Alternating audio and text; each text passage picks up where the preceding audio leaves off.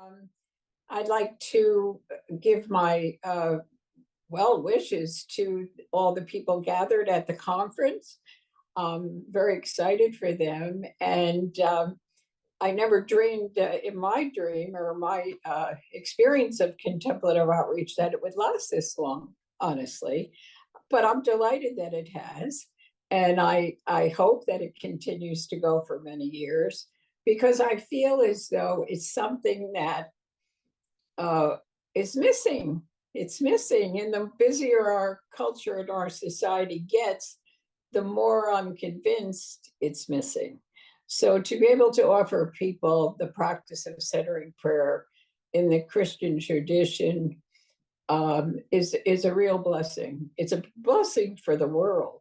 So I hope it goes on, and I hope that people will continue the practice and support all of what's going on to offer it to other people, because it's a person-to-person type of prayer. It seems to me that anytime in my experience over the years, anytime anyone would talk about centering prayer, or they would want to bring it somewhere or take it somewhere or do something with it, it was always at the initiative of one person. They would go on a retreat or they would go to a prayer group, and then they would want to bring it to their friends. They would want other people to learn about it. And then they would be interested in figuring out, or how can we get this in our parish? How can we get this in our group? How can we move it? How can we take it? What can we do with it? So it's fascinating. So I've always thought of it as a, rather than a whole quote unquote organization of people trying to interest others in a contemplative practice, it was really when my heart is open and my desire for God is deepened, then I want to share it with other people. And so I'm interested in finding someone who can teach this practice to them. And that seems to be the way it was handed on, or at least in my experience. Now, I've been retired, I think it's about 8 years now, and I haven't really kept up with what's going on in contemplative outreach other than newsletters and things like that. But I would imagine it's still in that organic kind of mode. And so after that Lama retreat, that first experience where we came together in New Mexico at the Lama Foundation, the seeds, I believe, of contemplative outreach were sown there, but we didn't know it. They were sown in silence, and we all were willing to continue the practice. We committed to doing that, and just wait and see what happened. Like, what does God have in store for us? So every time Father Thomas would come to the East Coast, he would get in touch with those people who had been on the retreat: Father Carl, Mary Merzowski, myself, um, Gus Reininger. And he had a friend, Ed Bednar, that he had known from Spencer when he was up in Spencer. And he was living in New York at the time. So he would invite him to be part of, this sort of brainstorming group. And so one time, Gus hosted a meeting at his house, and brought all these people together. And they were trying to figure out how to offer centering prayer workshops in from parish to parish in New York City, and then which they felt would at that particular time would spawn prayer groups, and then those prayer groups would have a little group of people who were practicing centering prayer, and they were interested in supporting one another. And Ed had a particular interest in that because he had discussed it with Father Thomas. And in fact, he had written a proposal, a grant proposal to get some money to do such a thing. And his vision was, with Thomas, they discussed, which none of us were part of, this was in the 70s, I think, the end of the 70s and the beginning of the 80s, when Ed and Thomas were to have these conversations, because I believe Ed was living up near Spencer at the time. And so they had this idea, maybe we can get some money from some grantor to let us do these workshops in the different parishes in New York. So that's what he did. He wrote the grant. And by the way, he named the grant Contemplative Outreach, which was pretty interesting, isn't it? And so that name didn't just come out of nowhere. It was Ed Bednar who named it. It was he called. And to work that hand in glove with Thomas Keating was a great privilege of my life. Now, it wasn't like he wasn't easy to work for. I mean, he had his little, he was an abbot after all. So, but he was a wonderful, he had a wonderful spirit and heart, and he always listened to the Spirit.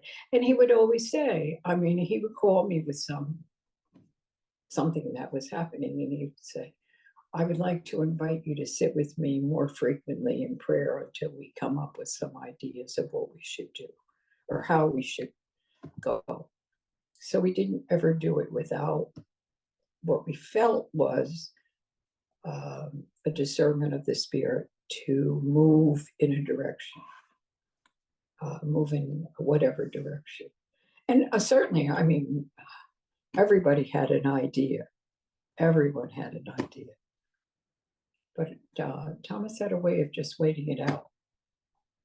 And he would say, no matter what people would say to him, he would say, oh, yes, that sounds good. And then he would just wait. He wasn't like rushing out the door to do it, it took a long time to sort of get that, he was always grateful, always grateful for people's ideas, for people's generosity, for the people who appeared and wanted to help and wanted to serve. He was always very, very grateful for all that. But he didn't always act on everything that everyone offered right away. I remember my friend, Sister Mary Margaret Fung. She's a Benedictine nun. She was on our board for, I think, 6 or 8 years. And she would talk about the rule of St. Benedict. And she gave me a book one time. She said, I think you would learn a lot of it. Why don't you read this? Okay. Thomas Keating was jumping off every page, So I said, oh, this is where he lived.